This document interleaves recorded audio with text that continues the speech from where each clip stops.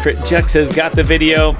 Anyway, ladies and gentlemen, there are lots of good things out on the internet, and lots of things that cause you Hold on, I do have an echo for you. It's on it. I think that'll fix it. But anyway, that cause people to stare at their phone for a long time and get engagement and bring engagement to whatever platform that the makers of the program do. And being from Chicago, I follow a crypto networking group in Chicago. And as I've said earlier at the beginning of the show, Chicago is well known for, believe it or not, having a very large tech community, mostly centered in what's called the West Loop area of Chicago. A bunch of accelerators down there, very interesting. The investors and VC scene in Chicago is based there, and they are making sure that people that have good ideas can get them to market. And yesterday during the show, I saw Chris post saying, "Hey, we're having our launch party tonight."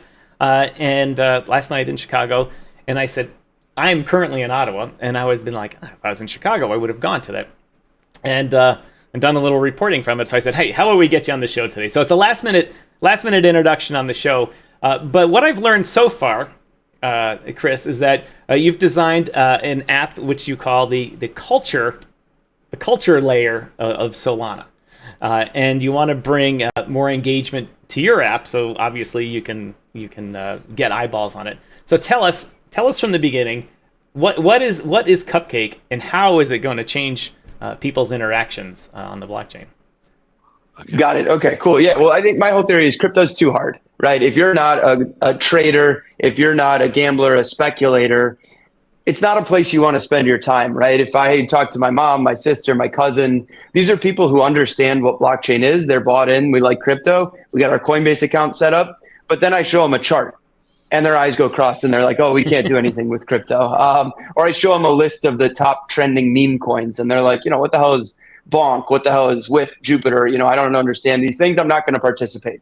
And that group of people is a lot bigger than the crypto market today, right? There's, I think, 5 million active wallets trading crypto around. There's 500 million users on Coinbase, right? So there's this big 100% opportunity in, what I culture layer. People interested in the culture, maybe not interested in trading. And so what we're building with Cupcake is a fun way to capture that cultural energy. You're on our app playing Would You Rather, Truth or Dare, This or That, Two Truths and a Lie, all of these fun social games that are kind of like a rotating feed like TikTok. You're getting a digital wallet on the back end. You're collecting collectible cupcakes throughout the gameplay.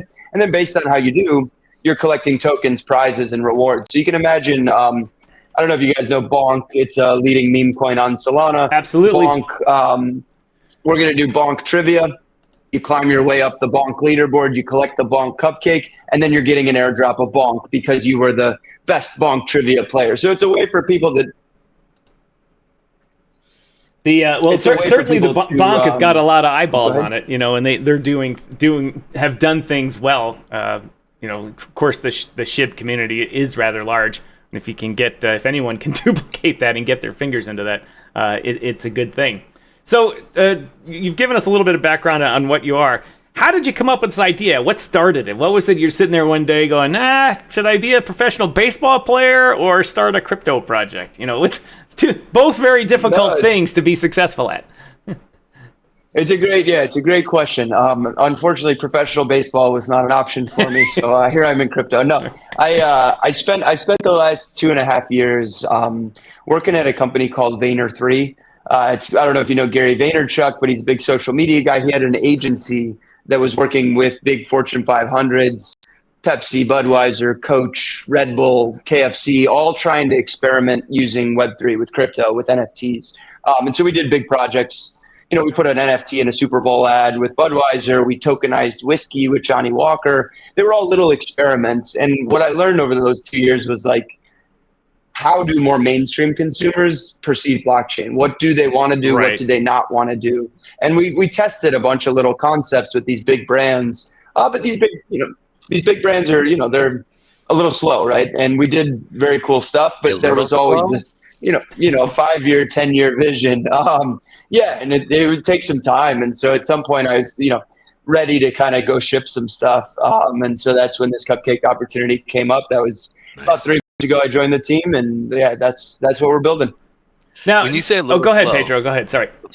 When you say a little slow, how do you like really broach the situation? Because I mean, when I interact with a lot of corporate people, I feel like they're very just often against crypto and a digitization world, right? They're so used to that idea that, you know, fiat and how do you broach the situation of, hey, how do we bring you into crypto? I mean, I'm curious about that because that's a really unique situation because I feel like they're very slow when it comes to corporate America to transitioning into anything if they're making money. Yeah, it's a great question. I think the key is to think about, you know, I say Budweiser, I say Pepsi, and you kind of have this imagination that it's this big corporate enterprise, but like they just have normal people working at these companies. And usually these normal people that work at these companies are really smart and accomplished. And so you need one by one, right? And what we did was create that one light bulb moment with one person. And then he's going, you know, now he's telling his IT department, hey, we got to look into blockchain technology. And then, you know, we get the one light bulb moment in IT, and then we got to go create that same thing in the marketing team or the innovation team. And so it's really, I mean, crypto is a grassroots movement. You got to kind of go bottoms up. And I think that's what we did. And our most successful clients were when we found that one guy or that one girl who was super bought into what we were, you know, preaching about. They're evangelizing around blockchain technology and how it's going to change consumer marketing. And as soon as you got that one person, you know, the rest is kind of history.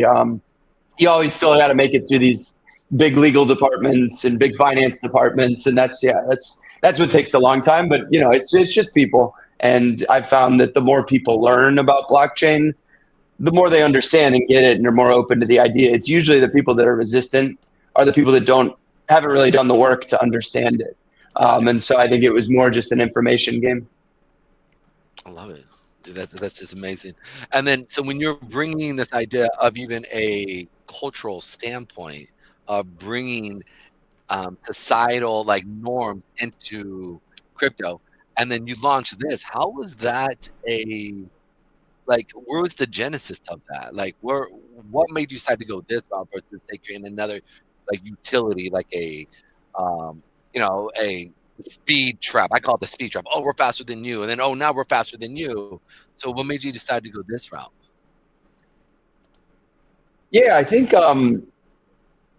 it's a good question. I mean, I think crypto is like a cultural revolution and a technological revolution. Absolutely. I think there's a lot of smart technical people that are, you know, building the core infrastructure, building the chain, doing the deep work that it needs for these blockchains to be able to scale. I think what I've done in my career where I'm good is consumer marketing, virality, culture, understanding the people that are building these things, understanding why do communities form around SHIB or Doge or WIF or Bonk, right? Like, what is bringing people to the table to all get excited about the same meme? And it's fascinating, right? And it's what I love to learn about. So I think for me, this was the right kind of entry point because I think it's a little under prioritized. People are spending a lot of time building the tech, but I think the culture and the entertainment is just as important.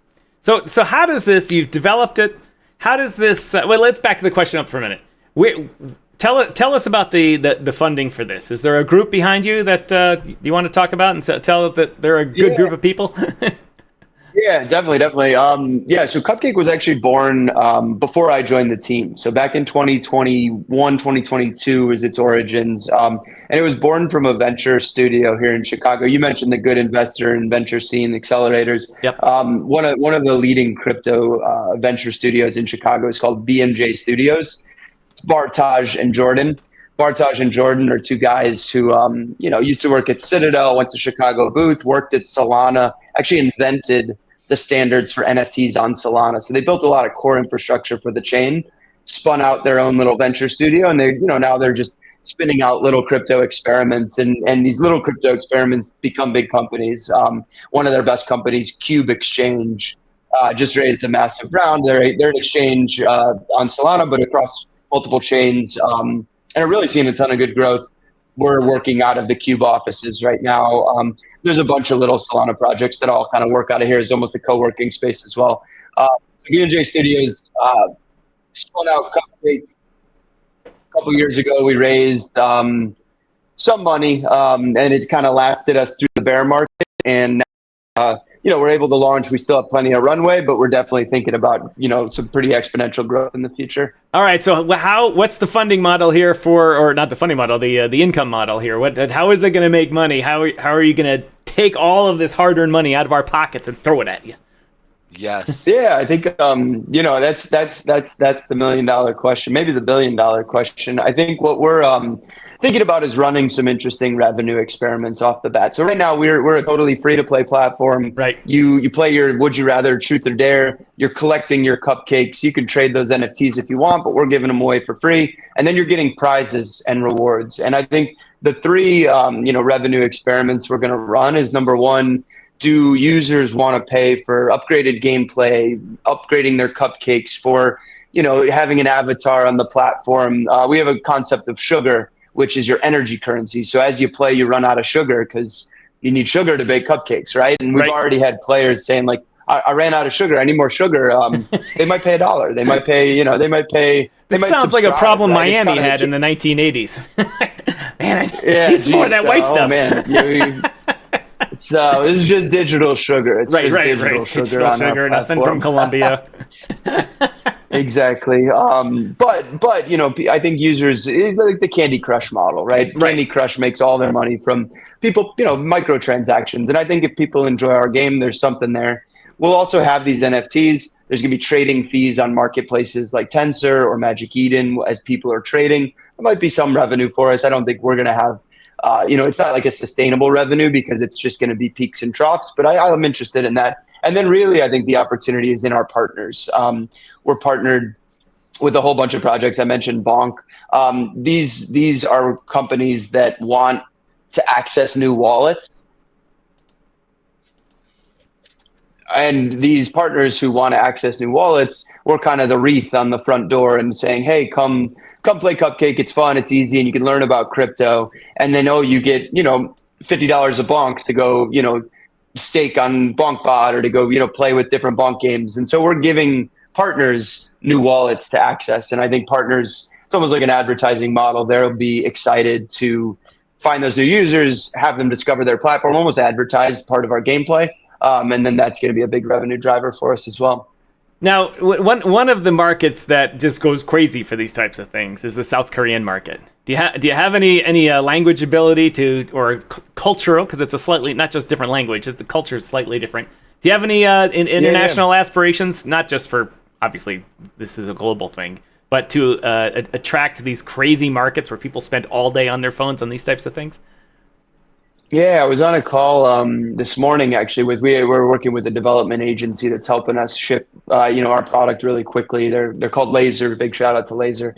And they're one of their lead guys that's on the team. Said, Chris, I'm blown away after day one. You are in every single continent. You are in most countries. We have users clicking on the page, participating in the games literally from across the globe on day one, which is fantastic. So yeah, that's a little alpha from some of the behind the scenes stats. We're already kind of in all countries going global. So super excited about that. But yeah, I think international will be a huge part of our model. I was just out in Dubai a couple of weeks ago for Token 49. Sure. We're going to Singapore later this year for Breakpoint. So I think, building that international community, super important for us. How'd you get in there? I mean, what really or was it just simply because of just the tech in itself, or was it were you guys really actively trying to get in there and then finally just kind of blew up? We've been building our socials over the past couple of months. We've been playing little games. We use ChatGPT to create these little AI games that people were playing. We've had leaderboards. We've had little points that people are collecting. So we've done a lot before we launched the product, just to build that community and get people excited and participating. And then Cupcake, like I said, it's been around for a couple of years. Totally different vision, different business, but we've got a good brand name, right? We got Cupcake.com. So I think people have known about us for a while and have been excited to participate. Yeah, I was surprised when I was looking at our correspondence and I was like, I wonder what their website is. And it was like just Cupcake.com. And I was like, wow. Oh, you got an actual word. Yeah, absolutely. Like we are Cupcake. I think that's impressive. I just think that was because what were the shots of actually being able to nail down Cupcake? Like, because I think he got the domain long before Chris was involved. That is true. Yeah, I can't say I would have paid, and I won't divulge what we paid for it. But I don't know if I would have made that choice as CEO. But I am so thrilled that they did because I think it's such a good asset. Oh, it's a huge asset, man. Well, it looks like we got a leaderboards here. Any of these your wallets there, Chris? Are you a leader in your own product here? We have a game called Gorilla Jump, and you're jumping around as a gorilla and bouncing off the walls. And Like Donkey in the Kong? Discord, right? Yeah, I have the high score in the Discord right now. We don't have a leaderboard for that game. We will next week. But yeah, right now I do hold the title on that one, unless someone in the chat wants to come beat me. Gorilla Jump's like our partner game with Cube. So if you play Gorilla Jump and you're on the leaderboard for Gorilla Jump, you're earning $250 to go trade on Cube. So very cool like promotions. And I would say before we launch the leaderboard next week, now it's just practice rounds. So I think you got to get in there, play some Gorilla Jump. You got to talk about that. So you're telling me I can get Cake and then go in there and get in and trade and play around? You can, yeah. You got to go through Cube's KYC, and they're an exchange, so you got to go through their process. But once you're live on Cube, if you've played Cupcake and are one of the leaderboard winners, you're getting money to go trade on Cube from day one. Even if you just go over there from Cupcake through our referral system, you get $20 to trade on Cube from day one. So you don't need the $250 prize by playing the game, like playing Gorilla Jump and winning. Just by being a Cupcake player, you can go over there and earn money, start trading on day one. Oh, that's dope.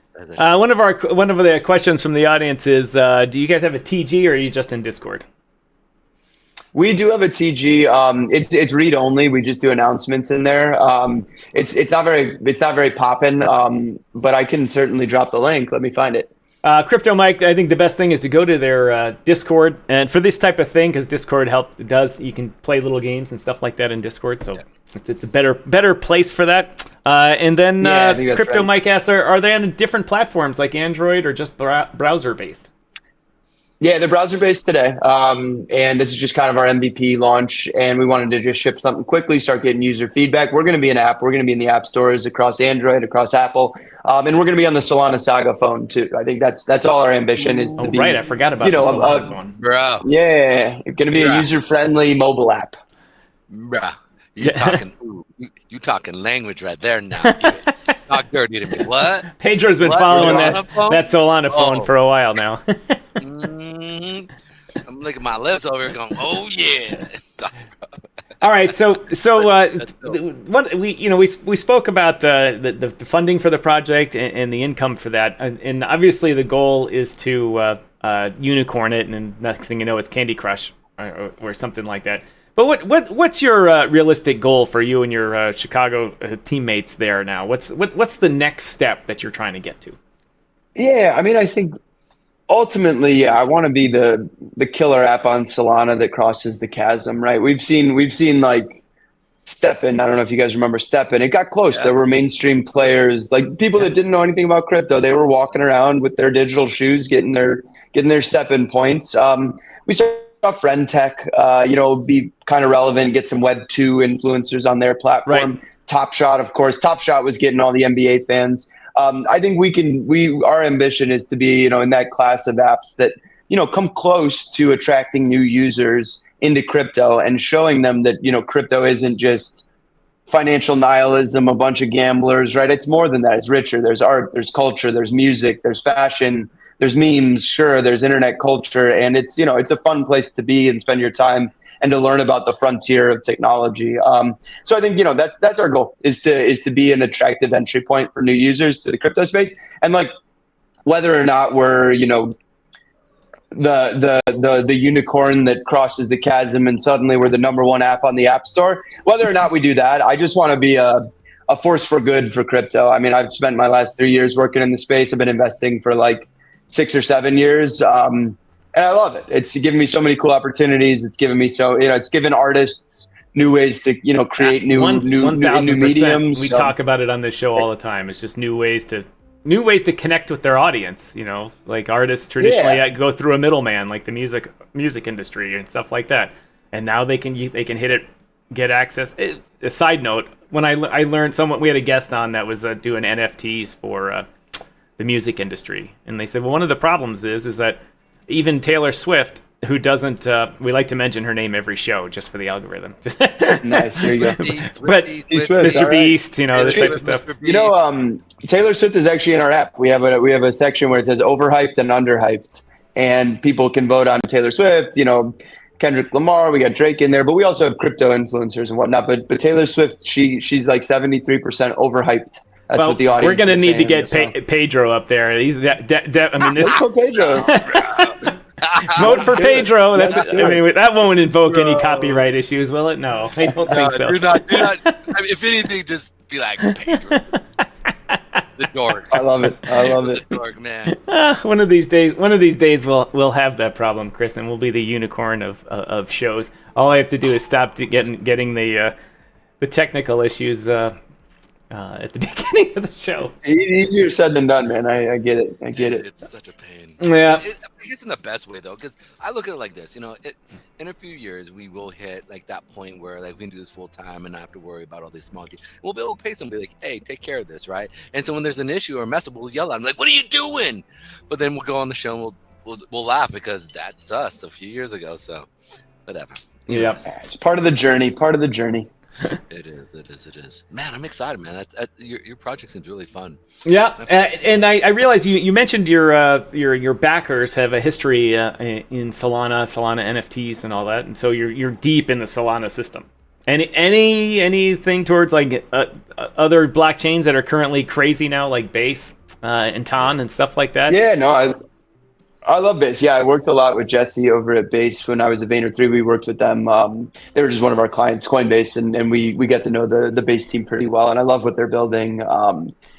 It's I think one thing that's different about this cycle than last cycle, I'm thinking like 2021, 2022. There's a lot less like tribalism now. I think people are willing to jump across chains and experiment with. We have Fantasy Top going off on Blast, and I know a ton of Solana people that are now underneath L2 and Base Paint and all the other cool Base stuff, Friendtech or whatever. People are jumping around chains, which is cool to see because I think we don't. Why do we have? I think they're chasing meme coins. That's what they're doing. yeah, right. Exactly what that is, dude. Meme coin. Yeah, there were definitely people though that were like, I only trade on Ethereum, or I only am a Solana person. I'm only a Bitcoin person. And I think we need less of that. And so we might dabble in other chains someday. I think we want to get one thing right. We want to start in Solana and nail that. But I think the opportunity is crypto culture broadly.